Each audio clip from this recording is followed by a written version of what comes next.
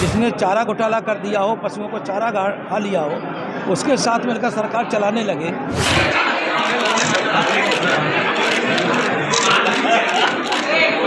एकमात्र जनता नरेंद्र मोदी को दोबारा जिताएगी, निर्णायक रूप से जिताएगी। धन्यवाद। ये आवाज को यहाँ तक पहुंच गया। सरकार जमीन के कलम को लगाना चाहती है कि चाहते हैं कि मोदी जी का नाम नहीं हो।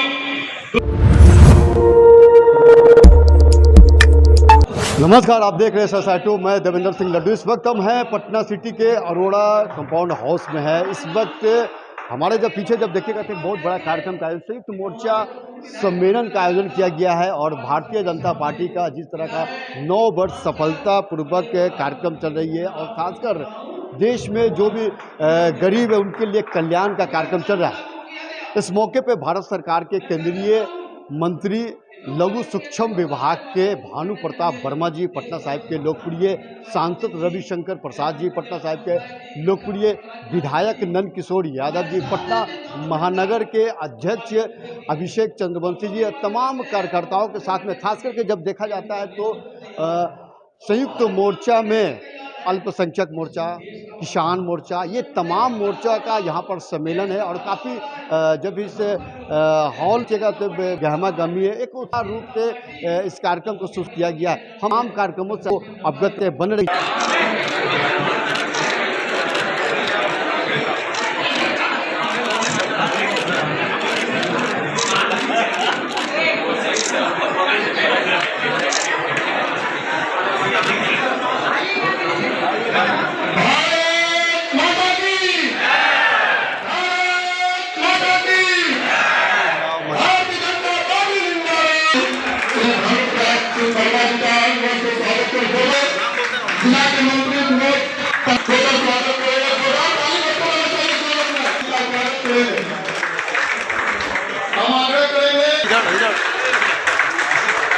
ये आवाज को यहाँ तक पहुंच गया।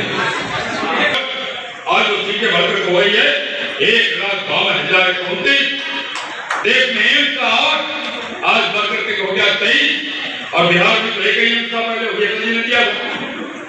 दूसरा मोदी जी दरभंगा में खोलना चाहते हैं, लेकिन बिहार की वर्तमान सरकार जमीन के कलम को लगाना चाहती है कि चाहते हैं कि मोदी जी का नाम नहीं हो।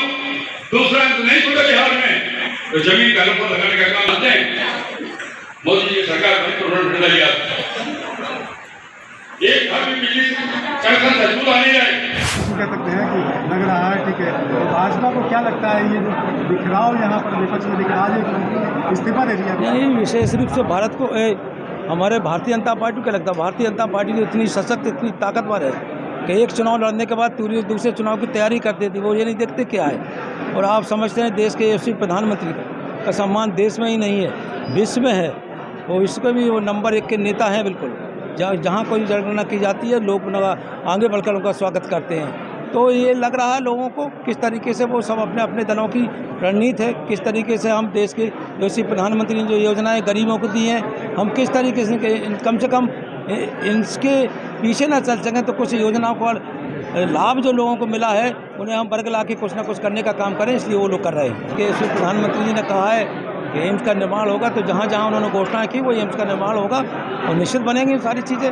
हम लोग को देखिए, आप जब जनसंघ के ज़माने से लेकर भारतीय जनता पार्टी तक कहा जाता था कि हम राम जन्मभूमि भव्य मंदिर बनाएंगे, 370 धारा समाप्त करेंगे, सीए लाएंगे, धीरे धीरे सब समाप्त हो रही, सब काम किए जा रहे। तो देश के यशस्वी प्रधानमंत्री जी ऐसा कोई काम नहीं छोड़ेंगे जो जनता के हित में ना हो, राष्ट्र के हित में ना हो। सारे काम वो करेंगे तो उनके लिए वो सब कुछ भी करना पड़े, अगर जनता के हित में और राष्ट्र के हित में और देश की प्रगति में जो भी होगा वो सब काम देश के यशस्वी प्रधानमंत्री जी करेंगे। विपक्षी नेता वो नीतीश कुमार जी हम लोग के साथ थे, केंद्र में हमारे साथ रहे हैं। वो हम लोगों ने देखा बहुत अच्छे नेता थे, लेकिन यहाँ आके जब से उन्होंने एक ऐसी पार्टी जिसने चारा घोटाला कर दिया हो, पशुओं को चारा खा लिया हो, उसके साथ मिलकर सरकार चलाने लगे, तो आप समझ सकते हैं उनकी बुद्धि कहाँ पहुँच गई है। बस मैं ज़्यादा नहीं कहूँगा, आप समझ लीजिए कि चारा घोटाला करने वालों के साथ मिलाकर सरकार चला रहे हो तो कहीं भारतीय जनता पार्टी की बराबरी कर सकते हैं? तो हवाई किला कुछ स्थायी नहीं बनने वाला।